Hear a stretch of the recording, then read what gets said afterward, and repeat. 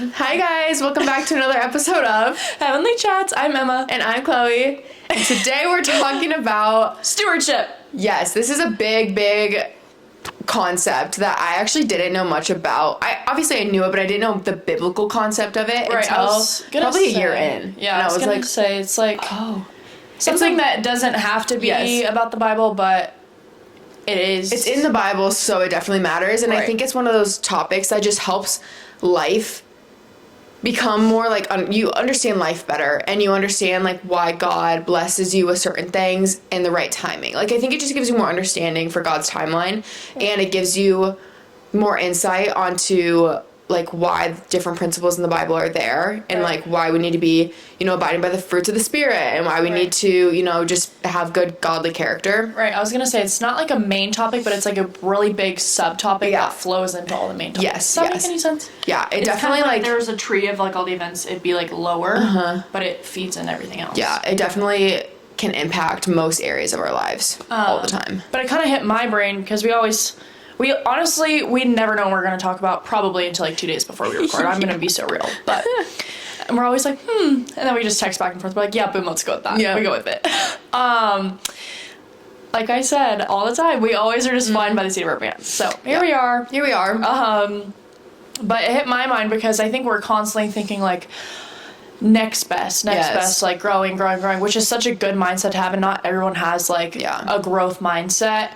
But then again, you also have to sit back and be like, I'm living something that like I once asked for. Like right now, I'm like, answered prayer for sure. How much money do I need to do to go this, or get a different apartment, or go somewhere else, or live in a house so I don't have to like pay rent, like rent, but like different rent. You know what I mean? Yeah. Whatever. And I'm like, 2 years ago, I literally sat in my bunk bed that I shared with my brother at my dad's apartment, just like begging God to open a door for me to even just like be out and independent by myself. I'm like, whoa, like it's just crazy that you live in certain things that you once asked for, and then once you have them, you're like not even worried about it. You're just like, oh, I want the next thing. And then the things that we do get blessed with, we don't even like take care of it. My house looked like a bomb went off 2 days ago. Like genuinely, you couldn't even see the floor. I was like, holy crap, you need to get it together. And I was sitting here and I was like, something that I wish so badly for, I'm like not even taking care of it. And so I was like, okay, Emma, you need to figure it out. And so it hit my head, and I was like, let's talk about it. That's good because it's like we said, it applies to so many different areas of like, God blessed you with this apartment and you need to steward it well before you can like ask for greater, bigger things, or at least you can ask for them, but it doesn't mean he's going to bless them. Right. But it can go in the sense of like relationships. So like you asking for a boyfriend, but then if you're not taking care of that relationship, like say that ends, like God's going to wait until you're ready and you're able to steward that next relationship for him to bless the next man that like walks into your life, or next job opportunity, or next whatever it is. Yeah. So yeah, chill to pray into this before we get going. You got it? You want? Yeah, I can. Lord, I thank you for bringing us here today, bringing us here on this podcast. I pray that everyone can gain something from this episode and utilize it and put it towards their relationship with you, God. And I just pray that you can bless them and speak through us to them, that they can hear the words that they need to hear to go on about their day. And we thank you for giving us another day, and everything that you do for us. In Jesus' name, amen. Amen. Boom. Oh, okay. She said, all right. She said I can relax. I just have to slow it down. I think I just have to I forget that it's like the prayer it's just the conversation for me. Sometimes I think I need to like make it about everyone else, but I'm like, I can focus on like what I want God to use our episode for. Right. It's not. I'm trying to like rewire my understanding about the praying thing, because I think I just had the wrong understanding of like praying out loud. She said, actually, I just didn't even know what I was It's a whole different thing to like pray for other people or like pray over something in comparison to just like your own prayers. Like it's like a different thought process for me. Right. I don't know. I'm learning. I think you hear all the time, this is so not even about our topic, by the way, but recently you hear all the time like, oh, say like before you text somebody, or before you like I don't even know, like want to ask for advice, or want to like even like stir about it in your head, whether it's like good or bad. Sometimes I like turn off the music in my car and I'll be like, I'll literally like pray about it. And it's just like weird how like if you ask for that to happen, because we literally talked about this like not that long ago on here, it like hits your head to like do that first every single time. Because like I'd say like out of 5 times I probably did that like 2. Now I'd say it's like 4, and it's just like crazy that like I'm not thinking those thoughts. It just like pops in my head. I'm like, oh duh, why am I not thinking about that? Yeah. But it's so easy to talk about it, and then like actually doing it is just like weird to think about. But if you ask for him to help you, then he'll help you. He it's wants like crazy. to be there to help. It's like crazy. He just wants us to also ask and like go to him for that rather than everyone else first. Like we always put God on the back burner. It's like he's our final resort of friend didn't pick up the phone, or like my friend didn't have an answer, my mom didn't know what to do and like how to help me, so then I go to God. It's like actually just start at God, and then he can maybe, you know, speak into you, maybe like a question to ask someone else that will actually be beneficial. Like, you know, he just can kind of stir something up inside. So, but this topic is really, really important because like we were kind of saying at the beginning with stewardship, we live in a society of like hustle and like being on the grind and like wanting more and growing in every area, whether it's like spiritual, mental, physical, within your career, like within your family. Like you're always wanting to improve everything. But I think we forget to like Emma said, like take care of what we have in the now. We get so like greedy and we're just so on to the next. Like the second you get something you've been praying for, it's like you don't even think about it anymore. Like you have it and you like kind of forget to appreciate it. And God doesn't want that. Like he wants us to appreciate the blessings. And I think that's why we can sometimes be so like, I feel like everyone's, not everyone, I don't want to say this, but I think our society is kind of like a like negative kind of down society, because I think we're always focusing on what we don't have, like lacking, rather than like an abundance mindset and appreciative. What's the word we're looking for here? Do you know what I'm trying to say? Almost like an opportunist mindset. Like if it's not like what the opportunity you want, then it's not good enough. Yeah. Or like everything that you have isn't good enough because it's not aesthetic enough, or it's not expensive enough, or you know, I don't know. I think it's like the comparison. It goes back to comparison at the end of the day with some things like money, big one, like working out, body, physique type of thing. Because like even it could go like with your body, like God has blessed you with a healthy, working, active mind, spirit, ligaments, arms, bones, all the things, and like we all take that for granted every single day. Either like even if we work out or eat healthy, it's like but then you're picking apart the one thing you don't like, right? And then I see someone in a wheelchair that can't even walk, and I'm like, what? Yes. Like, I like my problems don't matter, you know? Like doesn't mean your feelings aren't valid and like whatever. But sometimes I'll see that and it's like literally like an instant check, like, oh my gosh, like take care of what I have, like because that's all I can really control. Well, and so all you can do is control what you can control by doing what he tells you to do. Exactly. Like. Yeah. I think for me too, it's like, I mean, male and females, this probably is equal, but it's like we have good body image days, we have bad body image days. And I think when we get into that negative mindset, it's because we're not in the state of like appreciation and gratitude of like what we do have. Like Emma said, we have working legs, we have working arms. If we were in a point where we couldn't walk, we would not care if we had a 6-pack or if we had like shredded arms and legs and like jacked arms and legs. Like we would just want the ability to move our bodies. And it's like we don't understand how much we are already blessed with, to the point like it's okay to have good big goals. Like it's okay to strive for a 6-pack. It's okay to strive for like big bulky arms, whatever you want, but it's important to be in a state of like appreciation for what you do have, and God has blessed you with the ability to even move your body. I remind myself of that when I'm like unmotivated to go to the gym. There's days where I'm like, the last thing I want to do is go work out, but I'm like, but I get to work out. Like today, like we're not guaranteed tomorrow. Like something could happen and I can't work out tomorrow. Every time I'm injured, every time I'm sick, I'm laying there and I'm like, I would give anything to be healthy. Like I'm scrolling and seeing all these people at the gym and like doing the things that I love to do, and I'm like, dang, like I just want to go on a walk. You know, like when I had migraines, I couldn't even like do anything. I'm like, I would just love for fresh air. And so be in that state of appreciation of like all the things you do have, because I think it helps. What I was trying to get to is like it helps with the weight that you're carrying, because again, that weight can still be hard if like you're striving for that 6-pack. You've been working so hard, and then you walk and you just see all these other people with it, and it's like, dang, like God, I'm working so hard, like why don't I have that? I think when you have that state of appreciation, it makes that weight of like, oh, a little lighter, because it's like, okay, at least I know what I have been blessed with, and I can like steward that well. Right. I think it also all boils down to like social media too. Like none of this, I'm trying to think of like my life. I was obviously younger, but like before TikTok was like big. Like Yeah. I didn't really care as much about what I looked like, what my house looked like, what my car looked like, what anything really looked like, to be honest. Because the scope of comparison was so small. much smaller, like literally 1% of what it is now. Right. And now everyone's life is on blast on YouTube, on TikTok, on Instagram, and it's like within like seconds you can instantly be like,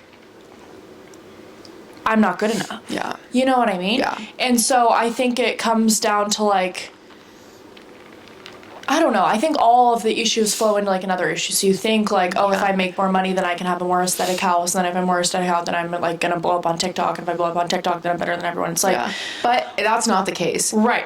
Because I grew on TikTok when I was living at my parents' house in Iowa. And I was 18, 19 years old.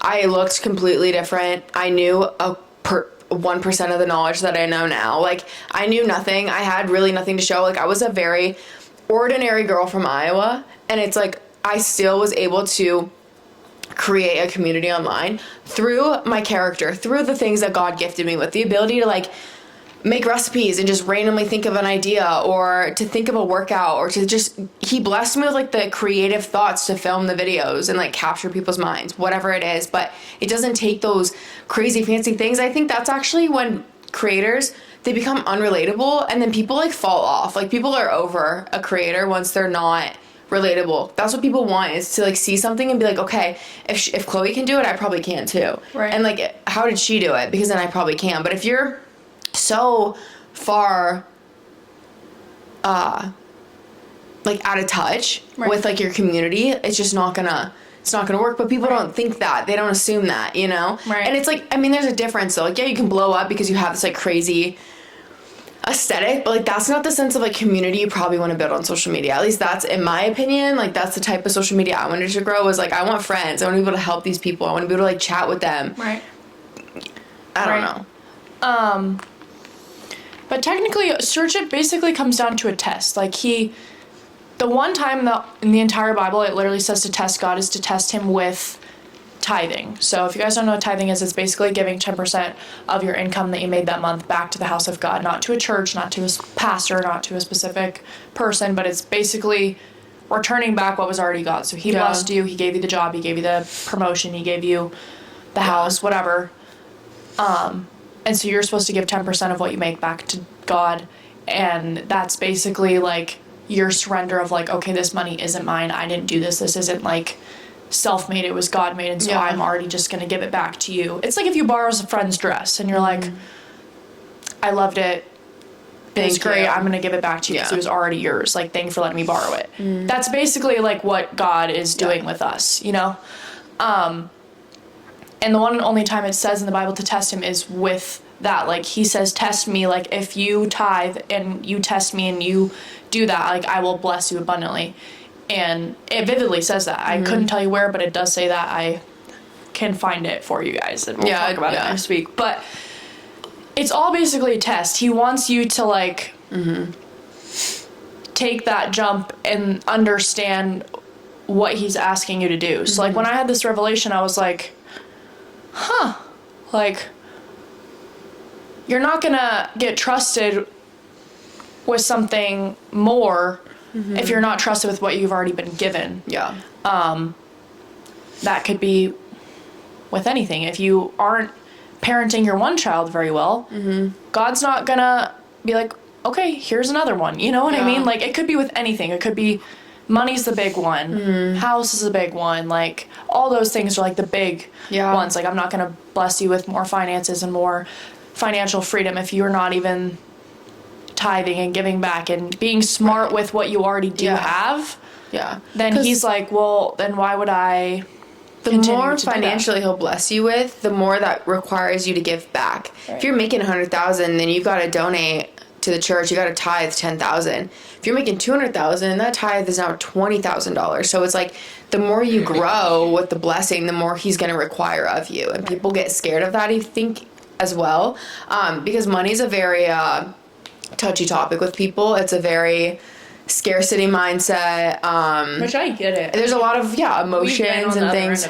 We're like, ooh, yeah, and it's a lot when you're our age and you're new, and it's like that's a lot of money to like give away to the church that you don't even know where it's going. Yeah, it takes a lot of faith and a lot of devotion and like surrender, kind of like Emma was saying. But I do think it's a good way that God tests you, because again, he won't want to bless you with more if you're not even willing to, commit and be obedient to what he has given you.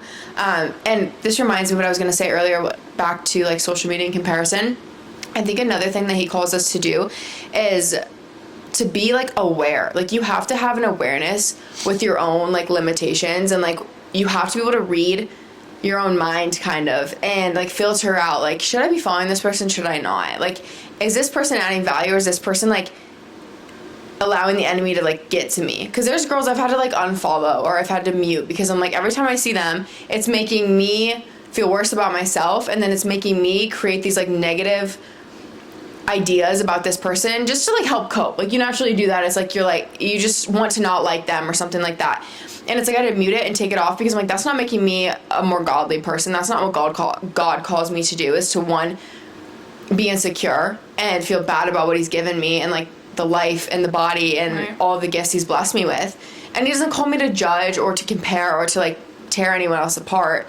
So it's like, have the discipline, is what I'm trying to say, to filter through what you're consuming. It's kind of like similar to when you're listening to secular music. It's like you have to have the discipline to understand what you're consuming. It's the same with scrolling and who you follow. If there's like not godly people and they're just, you might not even notice it's impacting you, but if you just like are normalizing yourself to the content that they're posting, it's still subconsciously like affecting you. So I think it's so funny how you notice things so different, because okay, this might sound really weird, but like when TikTok is like has a whole bunch of trends that are like super fun, like all the sounds are really like uplifting, and you like, this is so cringe, I'm so sorry everybody, but you're like, TikTok has really good sounds right now, like the vibes are high on TikTok, you know what I mean? And then there's times, that used to be all the time, like all the songs were super good, super whatever. But now that I like go back and hear what I thought was like super uplifting, super whatever, are horrible sounds. Yeah. Horrible sounds. And now the ones where it's like, the one that was like my anxiety, whatever. Yeah. That trend, when everyone was posting that, like I felt like, I don't even use that word lightly, because I've been there, been in that state, and I'm like, ooh, like I couldn't even post with it, because it just made me feel like icky almost. Yeah. But like, it's not anybody's fault that they don't have that like connection yet. But Ali Yost posted about it. She's like, you will never be like see me posting with this sound, because like anxiety is not something that like I'm just gonna play around with. You know what I mean? And so there's like certain things like that, or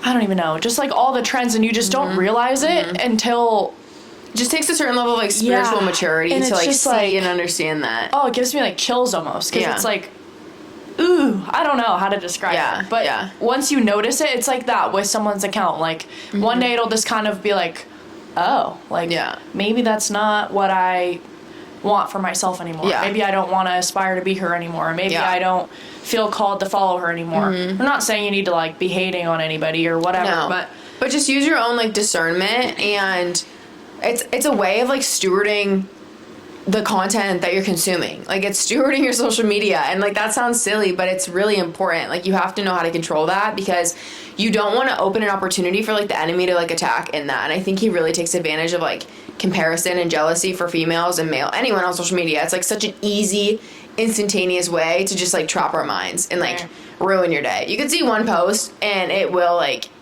affect you. You know what I'm saying? So just, you have to understand that's like, you gotta steward everything in your life, even something as like simple and silly as social media. Right.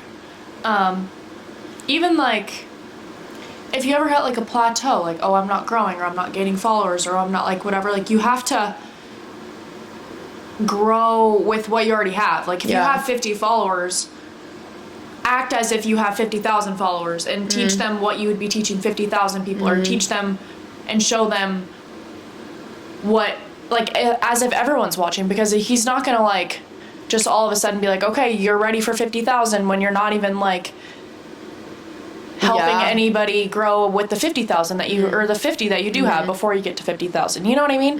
And so, like, even Darrison was talking about it, like, yeah, I want to preach to huge crowds and I want to preach to huge things, but, like, with 3,000 people sitting in front of me right now, like, am I really teaching them, or am I, like, being trusted with what I do have right now? Yeah. And he's said that, like, this is our pastor, by the way, we're just talking to ourselves at this point. He was like, I had to talk really well to the 6 kids at Rally that were there, and then it turned into 30, and then it was 40, and then it was 200, and now it's like 800 kids every week. But that would have never happened if he just showed up every week and just didn't treat anyone with kindness and didn't do what God had called him to do. Yeah. But it's just crazy, like, you look back and you're like, oh, like, the one that is trusted with little will be trusted with much. And it's just kind of like, yeah, so it's like a good thing to think about and reflect on. Like, if you're not growing, you are plateauing, and be like, okay, God, reveal, like, what needs to change, what needs to fix, like, what am I not doing right? Because you could have the intention to be stewarding it well, but just, like, not have the awareness of what you're doing wrong. Because, like, you don't know what you don't know. But God will, like, uncover that too, you know? right.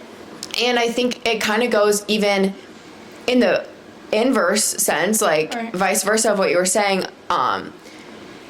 Say you have the 50,000, you still need to act like you're intentionally speaking to just 50 people. Because you speak to a crowd differently, like, based on the amount of people there. But I think, like, those one-on-one connections sometimes are way more genuine and intentional. And I think when there's a big crowd, you're more like, oh, I'm just talking to the masses. Like, let's just kind of go over the broad terms. But I think it's important to get to the nitty-gritty details and, like, actually bring the value to those people. Like, pretend like you're, like, that's something I remind myself of, is, like, pretend like I'm just teaching this to 100 people and I really want them to lock in and understand what I'm trying to say and, like, get my message across, rather than being like, oh, 100,000 people, like, let's just leave it kind of basic. And, you know, I don't know, I feel like you can give littler effort once you've, like, gotten to a greater spot. And so it's like, like, you have to consistently pursue that thing with, like, that equal effort, if not more, as it grows. No, I see that. Another example I can think of is, like, there's a lot of people in life right now not where they want to be. Yeah. They don't have their dream job, so they don't treat their coworkers right, and they don't have their dream job, so they don't have the attitude that they want, and they don't have their dream job, so they don't show up on time. Yeah. And they don't have their dream job, so they call off work all the time. Like, if someone truly walked into somewhere that they love every single day versus if they walked in somewhere that they hated every single day, they're gonna act different. Yeah. And sometimes, like, it's all a test. Like, is God going to be like, okay, you have this small little thing in front of you right now. Are you going to walk in and gossip? Or are you going to walk in and be a light? Or are you going to walk in and be late and walk in and be whatever? Things happen, whatever, we get it. We all make mistakes. But think almost, not that we want to be like, oh, God's testing you, but at the end of the day, it kind of is a little bit. Like, well, because everything's intentional, so where you're at is preparing you for the next step. And, like, maybe you're literally just working a part-time job cleaning the floors at an Arby's. We talked about this literally in our Alora sister chat yesterday. We were talking about our careers.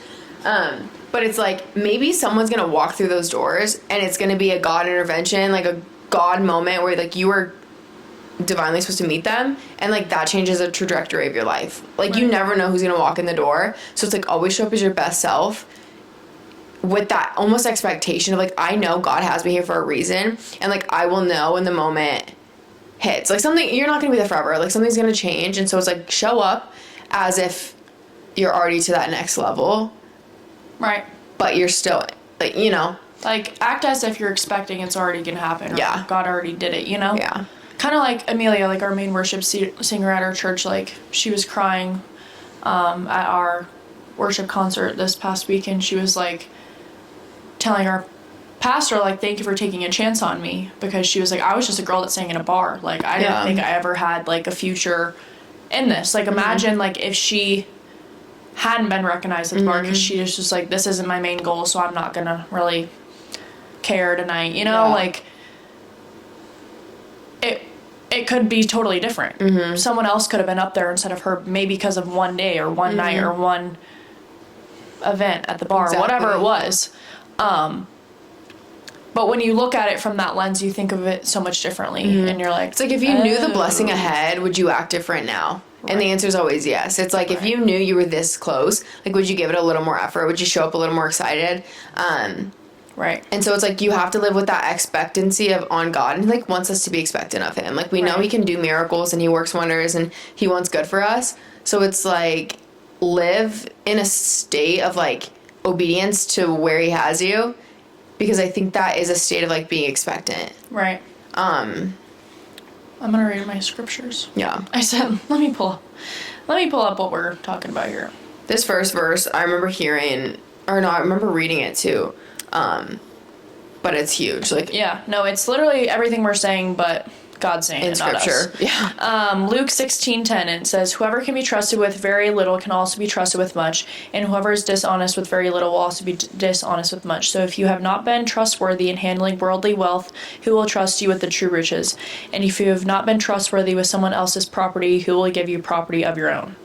And then it says, no one can serve two masters. Either you will hate the one and love the other, or you'll be devoted to the one and despise the other. And then it says you cannot serve both God and money, but that's besides the point. But crazy, literally crazy. It's like, it explicitly says it, and we all fail small little tests every single day. Like, oh, I don't want to clean right now, or oh, I don't want to go get my car washed right now, or oh, I don't want to. Yeah, but it's like, if you do it in a with the mindset of, like, this is serving the Lord, like, I'm taking care of what he's given me, like, I'm taking care of this blessing, it gives you a different motivation. Like, I'm actually really glad you brought up the cleaning thing of the apartment, because sometimes I'm like, oh, it's my own space, like, it's fine, whatever.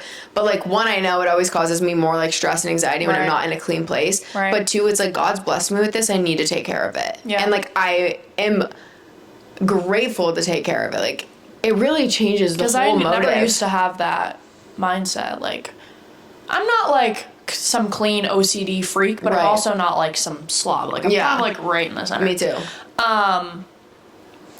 It's kind of like on TikTok how it's like, are you a type A or type B? I'm literally type C, because certain things have to be super organized, and then certain things I literally could care less about. Fly by the seat of your pants. So I'm literally right in the middle of, like, I just don't know, and I don't know. It depends on the day, honestly. Yeah. But no, when it hit me, I was like, wow.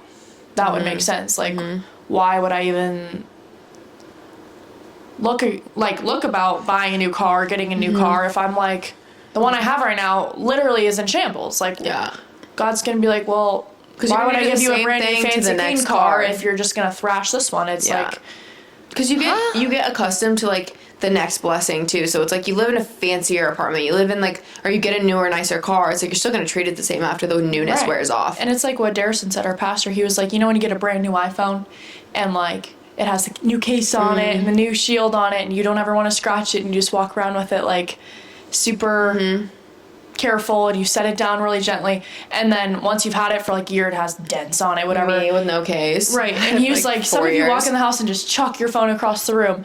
And he was like, things that are mishandled. What was it? It was like, something that is overused is mishandled, or something like that. Something along those lines. Like, and I was like, wow, that really makes sense, because, like, when you first move in, like, you're like, everything has to be super organized and clean and mop every day, and everything's gonna be right back. You know, when you, like, just clean your closet and you're like, everything's gonna be hung up perfectly, color coordinated, a week goes by, a bomb goes off, and you're like, okay, you know what, my closet's a mess now. Like, I wish we could always stay in the mindset of, like, it's gonna be clean, I'm gonna be perfect, whatever, but we just aren't. But that's good. Well, this reminds me of even Kyler and I's 1 year was a few days ago, and in his, like, post, it was so cute, but he's like, I pray I never get too comfortable to the feeling of us. But it kind of alludes to the same thing of, like, you don't want to get too comfortable to the things that you have, because then you mistreat it, or you abuse the situation, and that, like, now I'm understanding, like, the power of that one sentence he just put. It, like, all just kind of clicked. And it's so true, because you show up a lot different in a new relationship than you do, you know, 3 months in, 6 months in. And it's like, if you pray for God to, like, always, like, keep a renewed amount of, like, respect and love alive in that relationship, like, he will bless you with that. And I honestly do that with me and God too, because I'm like, Easter coming up. Again, our pastor was like, God, let us never get comfortable of, like, knowing what you did, like, the blood that was shed, like, all the things. But if you're like, God, never let me get used to, like, being in your presence. Yeah. Like, you'll have a whole new, I have goosebumps right now. You'll have like a whole new perspective of like, oh my gosh, you know, like the first time you were in church and you were like, holy crap, what's happening right now? Like, I want to feel like that every time. Yeah. And I think when you do, like me at the worship concert, I was like, I never want to send. Like, this is my favorite thing ever. And it'll happen. You just like have to realize how to make it happen. Yes. You know what I mean? Yes. How to connect the dots. Yes. But agreed. Anyways, this is kind of more fire than I was expecting it to be. But I really don't have. Well, like we're saying though, it just bleeds into every area of your life: your relationships, your career, your house, your chores, your job, the schooling that you're in. Right. Like everything is a blessing that you want. It's all an answered prayer, whether you know it or not. And God has you in that exact area in that exact moment for a reason. Even if it's you crashing out and you're like, some people have their like flop era, but I'm like, you know what? That creates like such a beautiful transformation for you to look back and see the growth. Like I was thinking about that today. I'm like, my flop era was definitely like 2022. But I'm like, you know what? It makes my testimony so much better to look back and be like, dang, like my life 3 years ago looked a lot different and I was in a lot worse state of mind, but I'm able to relate to so many more people now and be able to actually have empathy and sympathy for sorry guys, my dog's outside. He's like freaking out. He's getting on. But it just gives you a new understanding. So it's like I'll quickly wrap up with this, but there was this TikTok that I saw, and it was this, Emma actually sent it to me. It was that recovering addict who was homeless, and he was on a walk, and anyway, he encountered another man, and this other man was like a former addict, and he was able to bless this man, but I'm like, it's because that other man went through the trenches of addiction that he was able to bless this new guy, and so good. He gave him some money in his pocket. He gave him a job. He gave him like so many opportunities and so many blessings. That was the cutest video. It was so sweet. And the homeless man who was being blessed was giving all the praise to God. It was so sweet. He was like, but I'm like, so good. Yeah. And I'm like, you should turn my phone back on for another month. He's like, I got my phone for one more month. Yeah, he was so like high on God in the moment. My gosh, bro. But I'm like, again, like that, I'm sure the other guy who blessed him that probably brought him so much joy to see this man like so hopeful and so excited and so grateful and understand like those benefits that he was reaping right there, like that joy was because of all of the stuff that he had to go through to get to the point where he could bless that man and he could empathize and understand. So it's like all of the valleys and all the lows you go through are so intentional because then it creates an opportunity for you to like help those people. And I think that's like the most fulfilling thing, and that's what God calls us to do. So it's like, don't live in that state of like, poor me and why is this happening to me? It's like, okay, how can I utilize this for the greater good? You know, how can I glorify God through this? Ask him that. He'll tell you. He'll show you. You might not think it, but you'll get a revelation. You'll be like, whoa. Yeah. Like, that's crazy. Like, that's the answer I've been looking for, or whatever. Again, steward the lows, you know, like steward the low moments. Make sure you're handling those well. Because he'll get you through it. Anyway. That was kind of fire. I feel like we kind of killed that. Yeah. So you guys, for never having a plan, we kind of pull it off. It's because the Holy Spirit takes over. No, like, that's literally what we say before. We're like, he'll just do what he wants to do. That's why I'm like, speak through us, because then it just happens. It flows. She's like, that's why I say my prayer. That's why I pray.